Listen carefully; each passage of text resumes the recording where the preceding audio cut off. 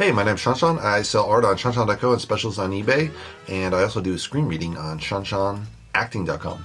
Today we're going to cover the news of the world.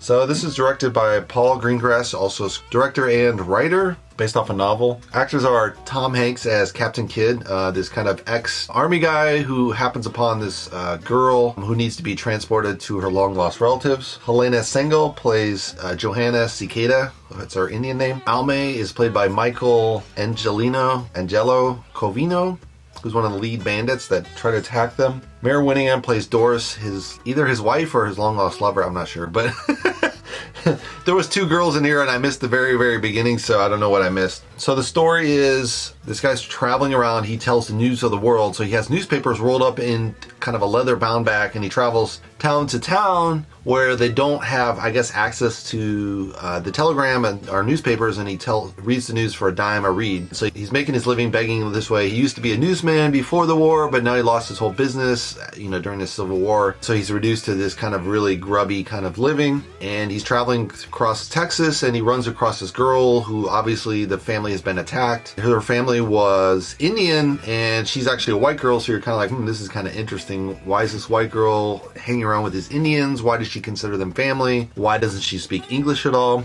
So it kind of stirs up a lot of really interesting points. So he's like, fine, I'll take her to the local fort. He goes to the local town, and they said like, well, you can leave her with us. The guy that takes her back won't be back for a month or two, right? Or 3 months, I think. And he's like, that's not acceptable. So after, a night of thinking over, he's like, oh, fine, I'll just take her. I'm traveling around. Maybe I can kind of hide her away. We'll get there. It's 400 miles away. I can do the news of the world along the way and pay my way. And so then he's going along the way. He's attacked by kind of bandits trying to steal the girl away to sell her away into prostitution. He gets into this weird outcast society where they're forming their own culture around this kind of cult leader. He's a buffalo trader, skin trader. Other kind of happenstance, runs across the Indians a couple times, and then finally he delivers the girl. So that's kind of the crux of the story. So when I first heard about this, I was like, news of the world, that sounds so corny as a title. Like, why is it called that?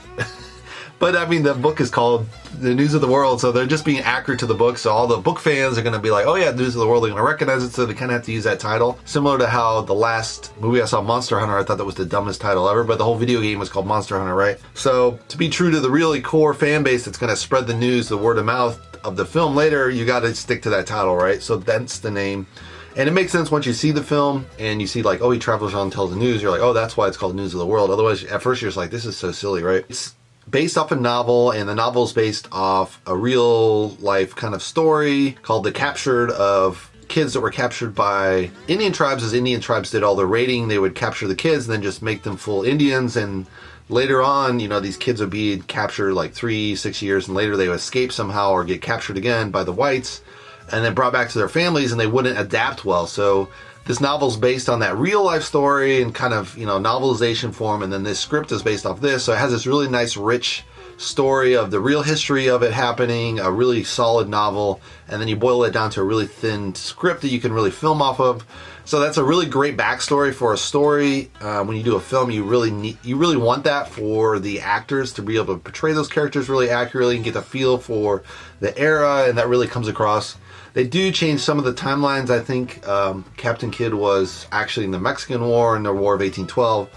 And so it's not exactly accurate here. They kind of boil it down that he was in the Civil War, and then he just finds this girl, right, to simplify things, which is fine. For a movie, you gotta kind of boil it down to a simpler version of it. Also, the bandits that are after her in the movie, they're just after her to take her and rape her. But in the novel, they're really to get her and then sell her into prostitution. And they offer money for her, so they kind of are true to that story. But yeah, so it's pretty interesting. A really nice little side story is, this is post-war Civil War, so you see the occupation of the South by the Union soldiers in blue. They're always talking the blue and the gray, which is obviously the uniforms for the Confederate versus the Northerners. And so it's kind of interesting. They have this little sidelines of, the Southerners not really, they're just kind of grudgingly accepting the Union soldiers, but they're not really wanting to accept the new changes in the Constitution about slavery and right to vote and all these other things that they've changed. And so the South is kind of grudgingly going along with this, and the Union's trying to force it, but the Union's just an occupying army, right? So there's only so much they can do, which is kind of this great backdrop of how the Civil War, they thought they won all this rights, and then, you know, as you go into the 20s, it kind of slides into the height of the KKK, and they downtrodden all the rights that were won in the Civil War, and then it's not till the 60s till kind of the Civil Rights kind of brings the real full force of the impact of the Civil War to light with, you know, Dr. Martin Luther King and all that. So that's kind of that nice connection with history. Just on a little side note, right? There's this nice element of the wife element in the story. You don't really know, he's married, but you don't know why he doesn't go back to his wife. Maybe it was in the beginning, I just missed it. I probably just missed it, so I missed like a key part of the story, I don't know. So don't come late to a movie. I thought it was only like a minute late, and I was probably maybe 3 minutes late, so I might have missed one of the key elements in the story. But it's kind of like you don't know what's going on with the story of the wife, and then her story kind of changes at the end. You think she's sick, or they had a falling out or something, and it turns out she's actually has passed away. So it's like, it's a complete evolution of a character offset, you know? So it's a really interesting development backstory for this Captain Kidd, who is, you know, obviously a captain in the army, but he was also a former newsman. So he has this really nice story from newsman to Civil War leader, you know, captain in the army, comes back, he's broke, and then he's like a really impoverished lifestyle. So he already has a nice character arc going into it. Besides, he meets the girl, and then he takes her to, you know, be rescued by her secondary family, and then, you know, how that turns out, right? So it has a really nice character evolution of, you know, Captain Kidd. The really nice element, I think, too, that they have never covered before in the 50s or 60s films of Indians. They always show everyone speaking English, and then they pretend they're speaking Indian language, but it's obviously just all shot in English. So it's just kind of lazy filmmaking, I would say, versus using subtitles. But I think that's kind of where the culture is, per se. Like in the 50s, 60s, probably people weren't accepting of the Indian languages, so you didn't really film it. Maybe there was a lot of nightmares associated with those Indian language. You hear the tribe coming to attack your grandparents, and then they're scared to death. So maybe they had to shoot it back in the 50s, 60s in English, because if you shot it in the real Indian languages, it would have been too scary for the white audience to actually go and sell the movie. So maybe it's kind of a marketing thing. So they use the real language at Kiowa, and the girl speaks it pretty well.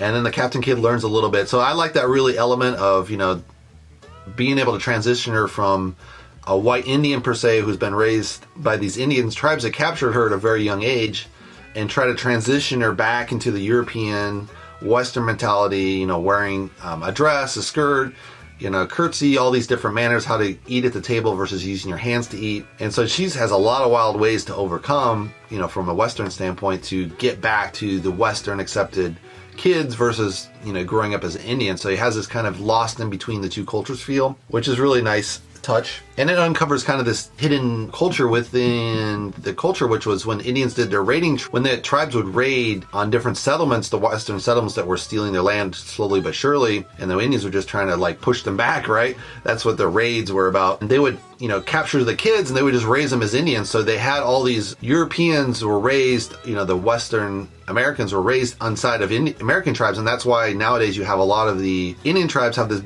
a lot of blend of the white within them. Also, just generally the pure bloods would die out from all the diseases. So the only ones that survived were the Indians that mated with the white women, or the Indian women that were mated with European settlers. Those are the only ones that really survived, and the purebreds kind of slowly kind of died off because they were susceptible to alcoholism, they were susceptible to the measles, all the European diseases that came along with the colonizers really wiped out the Indian tribes per se before the Europeans arrived and kind of took the rest. It also brings the forefront the question of when will Hollywood actually cover the American genocide of the American Indian. They haven't really ever covered it. They've done slavery in several different forms, but I think because, you know, we get rid of slavery with the Civil War, and it's kind of like you can see a positive light in the culture. It's an evolution of the culture of slave times, Civil War, and then boom, we're into this, you know, the 60s and then onwards.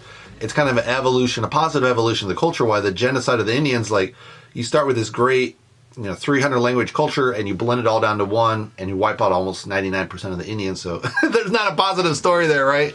So I guess we'll have to wait maybe until the collapse of the United States in the future history, which will happen eventually, and might be 100 years, might be 500 years, who knows? But eventually that culture will change into something else, like similar to the way the Europe declined from the Roman Empire into multiple countries. America probably finally split up into different countries, and they'll probably cover that in the future of film, other past civilizations like this. But right now, for now, I don't think Hollywood's going to touch it. They probably feel like the main audience would be American audience, and they wouldn't be probably receptive to it. So that might be why they haven't covered it so far. But there are so many stories to cover there that would be interesting to cover. But again, it's a tragedy, so it's obviously going to hurt sales as well. So there's probably multiple reasons why they haven't really covered it before. The other thing is, during one of the key scenes, the captain and the girl, they're approached by these guys, and they want to buy her into slavery, into prostitution, right? And they're like, oh, we can make money. We can just buy her for $50, sell to the prostitution ring for, a couple hundred, and make an easy upside, right? So they change the story a little bit from the book. In the book, he kind of agrees to it, and then he allows them to go to sleep, and then he disappears in the night with the girl and kind of gets a head start. And so they simplify that a little bit in the film, where he just says, no, leave me alone, and then they go into the bar, and then he takes off, right? So they reduce it a little bit. It would have been nice that they go upstairs, but for filming sake, they kind of have to reduce and cut the film down. So they simplify the story a little bit. But yeah, you have this great chase scene, and then they get, then they hunt him down one by one, and then he only has a shotgun and it has birdshot, and it's like, how realistic is this? Who the hell would go out in the middle of the wilderness with a pistol he's borrowed? Why didn't he have his own pistol? I mean, not in town, obviously, but if you're going to the Wild West where there could be raids and everything, and you could be attacked, why wouldn't you have your own weapon? And second, you're with the girl, why didn't you have your own shotgun with shells that were loaded? It just seems completely unrealistic. That back in the day, I mean, there was probably people that traveled. If you traveled in a group, I think you'd only need one or two people maybe with shotguns. But they had Indian raids, they had Mexican raids. The Mexican-American War was just recent, so you still had that issue, kind of unsettling. The white settlers taking land from the Mexicans. In Texas, it was a very big issue. So there's a lot of drama in Texas, from the Civil War, the Mexican-American War, and there's a lot of different things seething underneath the surface here. And another nice transition is the girl. She comes in with moccasins and Indian clothes, Indian skins, kind of deer clothing, and then they kind of force her to wear the Christian wear, the dress and skirt and the typical Western wear of the 1800s, and she doesn't want to wear it, so she's like, wants to take it off, and you kind of have this nice battle with costumes, you could say. And that was a real reality of, these kids were captured, they had to be reacclimated into culture. So having that clothing scene is really kind of instructive of, how difficult it was to transition from the wild ways of the Indians, fighting by horseback and living off the land, versus the Western way of being settled on the land, farmers, this highly structured kind of society within the West. One of the things they skipped there is they didn't really show the religious element, and at this time frame, the religion would have been a very key element of why there was such a disparity between the Indians and the Christian morality within the society. There would have been, the Indians had multiple gods, and they had different tribes, so they had all different gods, and a lot of their gods are related to nature, like a tree spirit, a grass spirit, a sun spirit, a moon spirit, similar to how kind of the Romans lived in a way. And the Christians were believing this one god, and so there was a massive difference in the religious structure, and that would have been very key at this time frame of how people explained the brutality of life, like how they got through it, like, well, it was God's way kind of thing. And they really kind of scrubbed that clean, I think, in the film. And so I don't know if that's true to the set, whether they did it to appeal to the middle of the country, because probably most of the population that wants to watch this kind of film will be from the middle of the country, and where they're deeply religious, so you can't offend them. Or just, they didn't feel like that was necessary to the story. I don't know. But it feels like it kind of whitewashed out the religious element of this culture and history. The other weird thing in the film is, it's called News of the World, and this guy goes town to town traveling by reading these newspapers. And I'm just sitting there reading, it's like, do people really not have access to newspapers in these smaller towns? I mean, the news would have been old, but it seems like they would get the news. Second, the telegraph's invented in the 1840s. This is shot in the 1870s, so 30 years down the line. They've had telegraphs everywhere in every major town. Of course, after the post-Civil War, it probably took a while to get some of the telegraphs up and going, but it's 5 years after the Civil War. I would assume most of the telegraphs put back together. So the realistic of having this type of job, traveling town to town, telling the news, is that really realistic? I mean, I don't know, it just seemed a little bit strange. I don't know if that's the real reality. If you have the telegraph, it's kind of like having your basic Twitter. Would you need a newspaper kind of thing? Obviously, you have the newspaper. The telegraph only transmitted really short sentences, and it costs a lot of money, but it just seems like, they would have had access to newspapers more than they did in the story. An interesting paradigm, you could say, to the story is kind of how the poverty of the film and how this guy is treated town to town to town, kind of, beaten back and forth. It's kind of symbolic of like the cinema's treatment by Hollywood, and the news have kind of ganged up together, and Hollywood's like, we're not going to release movies. And the news is telling you, don't go to the cinema. It's a mass spreader event for the COVID. And these two elements are combined, that the cinema's closed for a long time, And now they open and they have barely, 1 or 2 films a week, tops. And so they just don't have the normal distribution. And there's no way the cinema can survive this long. I mean, they're already having trouble before the epidemic.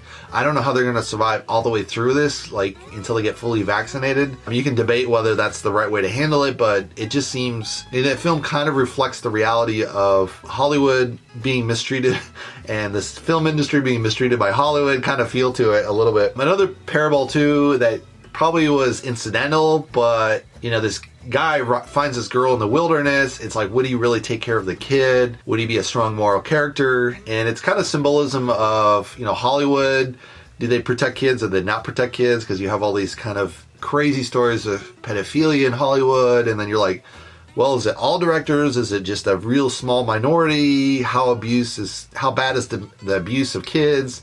People don't believe the kids, so you don't know if the stories are true, the rumor, and so you have this the film kind of falls right into that, where it's like, is the lead character really the symbolism of, can you trust Hollywood with your kid kind of feel right to the story? I'm not going to say anything beyond the speculation, but it kind of has that feel a little bit to the film, incidentally, I think. So part of it also, in the film, they don't have much of music, a score in the background. A lot of the scenes are set without any music, which would have been how they really lived life. They would have had very few times of music, only in town, in the major cities. They would have people playing live music, occasionally are people playing maybe the piano at their home if they were rich. And so people really wouldn't have access to any kind of song, but they would have had access, again, back to that religious element. If they go to church on Sunday, they would have had people singing in the church, at least at a minimum, maybe playing a little bit of music with it. So the fact that they kind of scrubbed out the church element kind of shows, kind of gets that crux of the problem of the story. And so the scrubbing out of the religious music kind of leads to the impact of the story that religious music would have been the musical element for small town kind of poverty-stricken people, and that would have been their only music in their life per se. Or during the Civil War, they had kind of people playing the bugle and stuff, so there would have been musical element, but they kind of stripped it out to kind of give it this sense of desolation. The music, again, symbolic of Hollywood kind of pulling back and not producing film for during COVID. No one knew how to respond to it, so that was probably the responsible thing to do until they figured out how to deal with COVID, because all films are shot with a huge team of actors and camera people and set designers, and so it's a huge team and they're all interacting, so they have to all be safe to work together as a team, otherwise everyone gets sick and then you have major stars die off. That wouldn't work well. But all as well as the backstage people, they're very key to making the film work as well. So this lack of music, again, kind of symbolism of the poverty of Hollywood going through this drastic year of all the cinema not being out in the cinema and it's just being released digitally only, and they waited months to do that. So just a real impoverishment for Hollywood. I think they're bounced back. I don't know if cinema's going to bounce back the same way. A lot of cinemas might go under, because it is a long time to go under, but maybe they just flip management, like someone buys them out, so maybe they'll survive. We'll see. But yeah, it has that kind of symbolism of the lack of music. It's kind of like, hey, all the backstage people are just in dire straits, I mean, the actors that have millions of dollars in their bank account, no one feels sorry for them. Maybe they overspent, so that's their problem. But all the people in the backstage that are just kind of making a living wage, in Hollywood, there's the ones that are really being impacted by COVID. And, this is kind of symbolic of that. No music. Maybe they couldn't afford to pay the music kind of feel to the film, incidentally. One thing they have in this is a few of the shots, they're in the wagon and they have this close-up shots and they're shaking around and you're moving the camera and you're trying to talk and to follow the film and you don't know what's going on. And that is so irritating. Just a little bit where it's just like, this is fine. But in the camera, they're doing this kind of stuff. And you're like, why? That's horrible camera motion. Like they overdid it in Jason Bourne as a special effect, and then people are like, not just shoot all the films like this. You're like, no, don't shoot all the films like that. That's a mistake, And nowadays they shoot everything handheld, so you're constantly moving around in the camera, and they don't have locked off shots, and you're like, why is the camera constantly moving around for no point? It's like, Hollywood really needs to kind of cut back, I think, on that and get more to, some locked off shots, some dolly shots, some up and down shots that are just clean. Crane shots, some of those cleaner shots, it doesn't add to the film not having those professional camera movements of, the way they used in the 70s, 80s, 90s. And then when they get to 2000, they're like, let's do some shaky cam for every single thing. And TV, we're going to have shaky cam. And you're like, why? There's no need for shaky cam on TV sets. Just crazy. I just think they've gotten over the deep end with shaky cam, and they really need to cut back. It is great if you use it just a little bit to kind of bump up the action. But if you don't have any locked off shots and really clean shots, and then you have too much of the shaky cam, it just feels like amateur hour the whole time, and you're like, that looks dumb.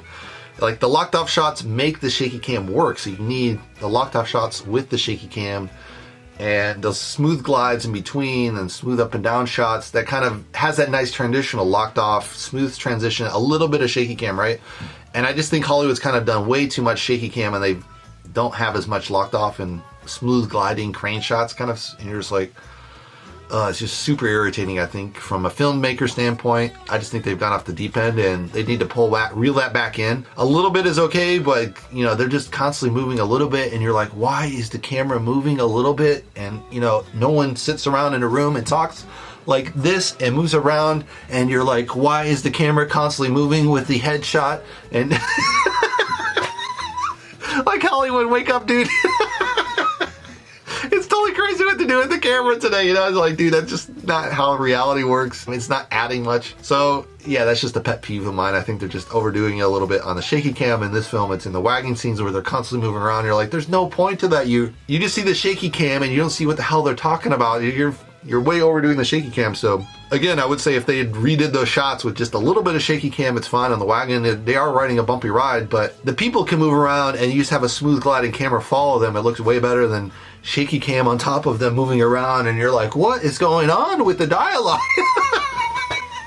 Like, I don't know what these people are thinking when they film that way. It's just like, well, they did it in the last film, let's do it in the next film, and they did it in that film, let's do it in this film. And you're like, no, dude, like, use your brain, you know, film your own style kind of thing, you know. And it is feel like all these DPs are kind of following each other on the film, and you're just like, no, that's not how you do it, you know. But sometimes you get this groupthink where something comes about, you know, the Jason Bourne's like, wow, that looks great, let's use it in every single film where they're moving around. You're like, no, you don't have to do that in Jason Bourne. It wasn't that great in Jason Bourne as well. It's just like way over exaggerated. But yeah, that's, you know, I've gone off on the tangent, but that's just a little bit overdone, a little bit in this film with the wagon scenes. I think they should just reshot them. Very distracting, didn't add anything to the film. And everyone knows you're on a wagon, it's a bumpy ride, and you don't need to let the audience know every single element of the reality grittiness of that world in a way. You know, you can polish it up a little bit, so I don't know. And these guys are rough and tumble kind of people, so do you really need to show that they had a shaky cam environment? I mean,